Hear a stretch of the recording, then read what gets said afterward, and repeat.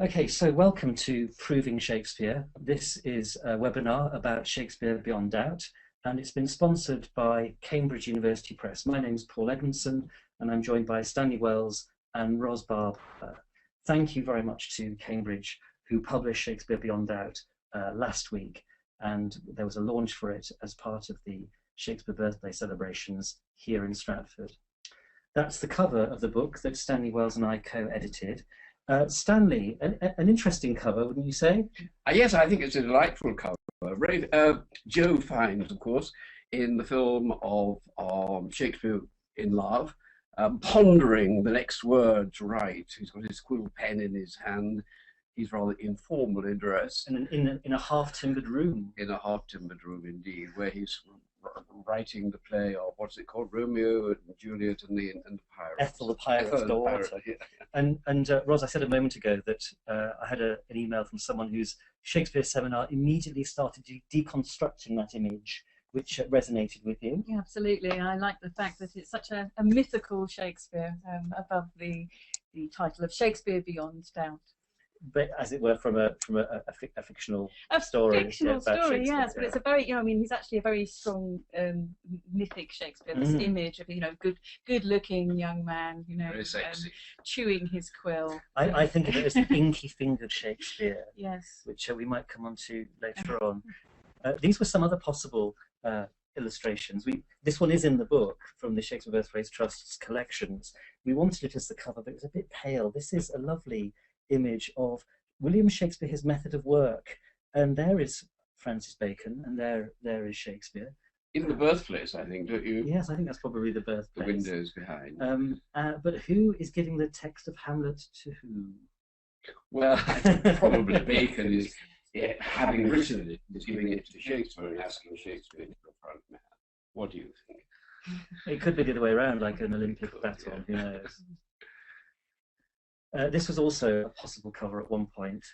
I guess Anne Shakespeare holding an infant as Shakespeare stands over holding a latest sonnet, looking at the child. He's been attributed to the Earl of Oxford. And so the sense there of the child himself, Shakespeare's work, herself, like some of Shakespeare's work, being treated as though it's attributable to the Earl of Oxford as well. Little bastard. And this was a catalyst for our endeavour. This is obviously a publicity poster for the film Anonymous, which was released in 2011. It was at the time when the Birthplace Trust launched its Shakespeare Authorship campaign, and Shakespeare Beyond Doubt is the latest expression of that campaign.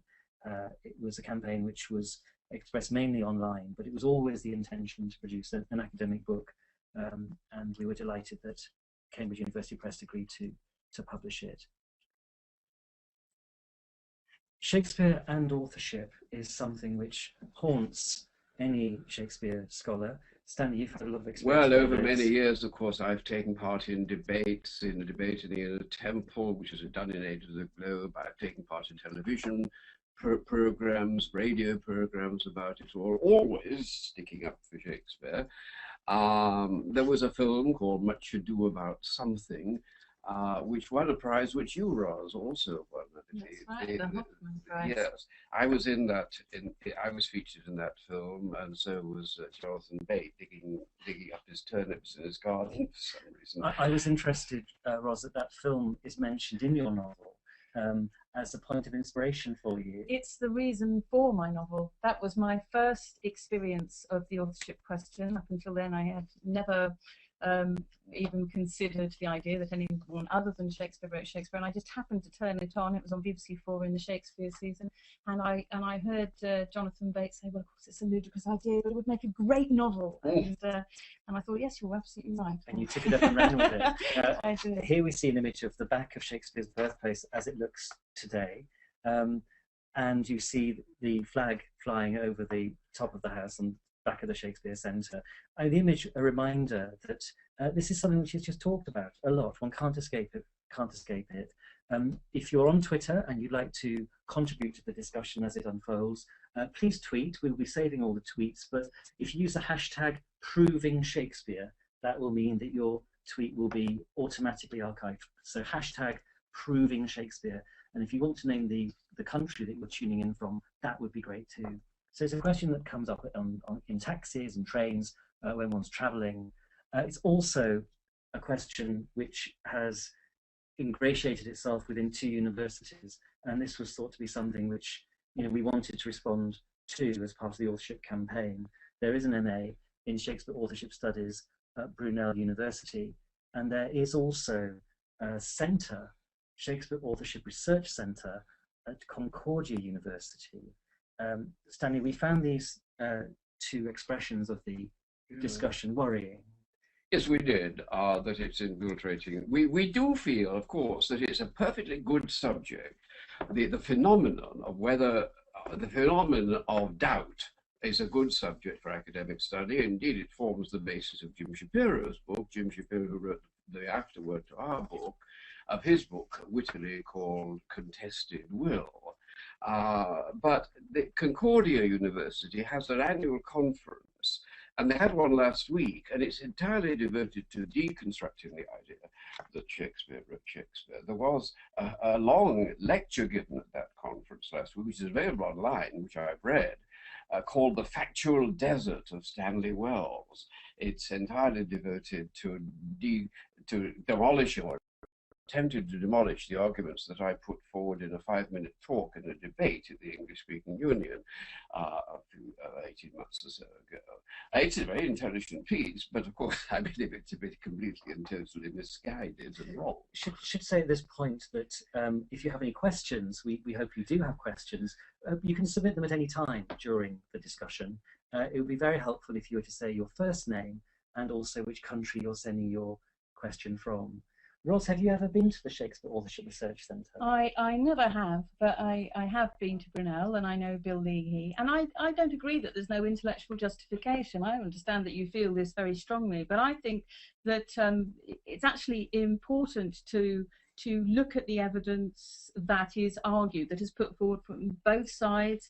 In sense, if you look at the authorship studies that are done by people like Brian Vickers, he's deconstructing the Shakespeare canon in his own way. He's accepting that there are a number of hands involved in writing Shakespeare. I think, there is a lot that's spurious in the non-Stratfordian arguments that are put forward, but I also feel the same way, I have to say, about the strong Stratfordian defences. I think that there are problems here that need to be discussed, and that they are best discussed in an academic context in lots of ways. So I actually welcome the absorption of this question into professional academic circles. It's interesting, isn't it, how many academics try to avoid this issue.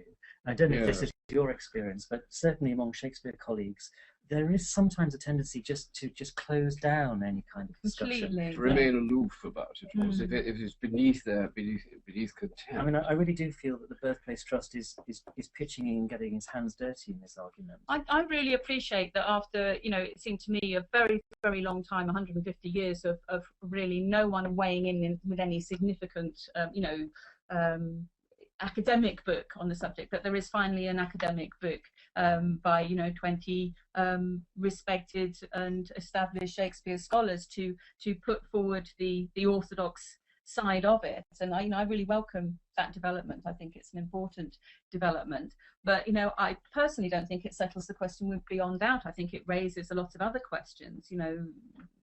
That it's just the beginning of something. For me, it's the beginning of a conversation. Certainly one of the things we've done, which, picking up the metaphor of beginning a conversation or perhaps furthering a conversation, is we hope we've put some oxygen into this discussion, because I think, you look in certain parts of it, and for too long, the Shakespeareans have never had anything to do with the anti-Shakespeareans and vice versa. And I hope there's now some oxygen there that we've brought to the discussion.